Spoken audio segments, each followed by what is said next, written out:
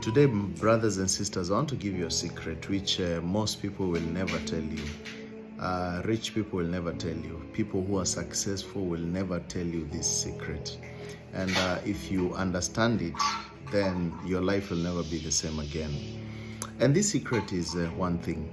I want you to stop saving money. Stop saving money and start investing. Now, there's a big difference between saving and investing. Poor people save their money while rich people invest their money. Have you ever talked to a rich person and you tell them, please help me with 1,000 shillings? And he tells you, bro, I don't have money. And you're like, what do you mean you don't have money? I can see you. You have this, you have this. You must be having money. Come on. And they tell you, for sure, I don't have money. And you wonder, is this guy lying? Is he pretending? He doesn't want to give it to me? But in real sense, he doesn't have the money. He's invested the money. Now, you see, many people think that the more you save your money, the more you're going to be wealthy or you're going to be rich. But that's not true. Actually, saving money will only give you losses, and so many losses. First and foremost, think about inflation. The value of 1,000 shillings, for example, back in the year 2004 or 2010 was very different from the value today of that same money. If you went with 1,000 shillings to a supermarket about 10 years ago and you say, I want to buy some shopping, you could buy some shopping probably for a whole week. But right now, if you go to a market with 1,000 shillings, the same picture, same everything, but my friends, you're going to buy things for a day or maybe less or something. What's really the problem? It is something called inflation. And if you do not understand what inflation is, it basically means the money becomes valueless by time as the days are going on. And it's not only in our country, in Kenya, it's everywhere. And many people have been taught in school to save money, which has really not been true. And you will know that saving does not help by looking at the amount or the number of people who are making a lot of money in the world today. It is basically investors and people who are doing businesses.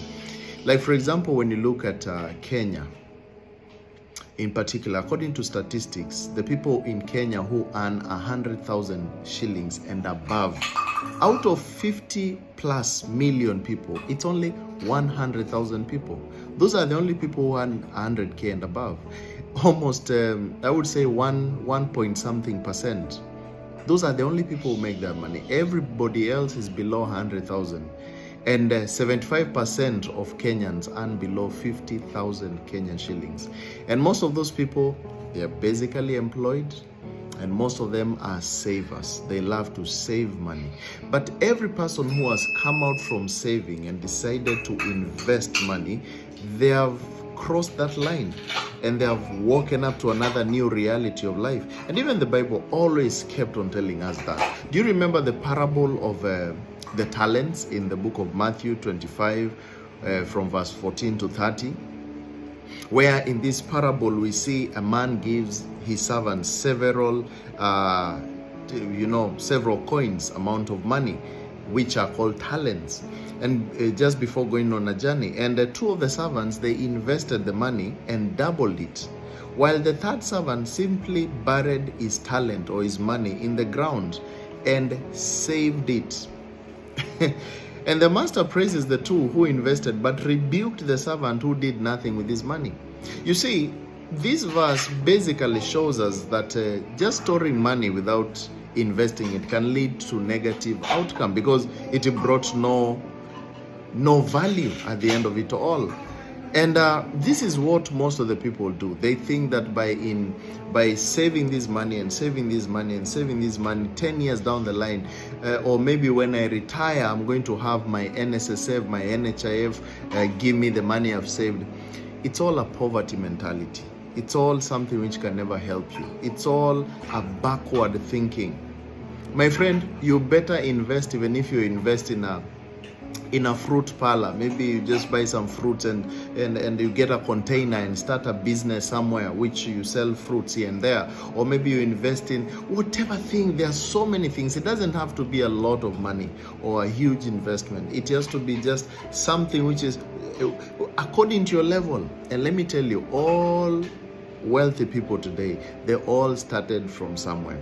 If you listen to most of the wealthy people giving their stories, you will sit down and say, for sure, poverty has always been in my mind. And that's why God has always told us, you will know the truth and the truth shall set you free. People do not know this truth, and that's why they are still not set free. And why does Satan want people to keep on being poor? Why do you think Satan wants people to stay poor? It is because of one thing. The Bible says when the righteous are in power, the people flourish. But when the wicked are in power, the people frown and they have a lot of trouble. And what is Satan doing? He's empowering his own. And that's why you see corrupt people are the ones who are understanding this knowledge and they are coming up. But the people of God, they are busy trying to save. They have been lied to in schools. They have been lied to by groups. And these, they call them... let me not even mention them, but there are groups always teaching people how to save, how to do these circles and all those other nonsensical organizations trying to tell you, save, save, save. My friend, you keep on saving and you will see how poverty will strike unto you. You see, even a virtuous woman, the Bible always talks about the virtuous woman in the book of Proverbs 31 verse 16. It says that she considers a field and buys it. With the fruit of her hands, she plants a vineyard. What does this Bible say about this woman? It basically says that the virtuous woman in Proverbs 31, it is depicted as someone who makes investments. She doesn't just hold on to her resources, but she considers a field and buys it. And then she uses it to generate more wealth, more and more. And this is a clear example of productive investment as a way to create value. My friends, my brothers and sisters, it is about time you stopped saving money, but you started investing. Get that mentality out from your mind, that one day some NHIF, some NSSF is going to sort me out, that one day some social fund, insurance fund of this and that is going to help me out. All those savings that you do, it is all a waste of time. The rich people will never tell you this secret, but today you have known the truth. May that truth set you free.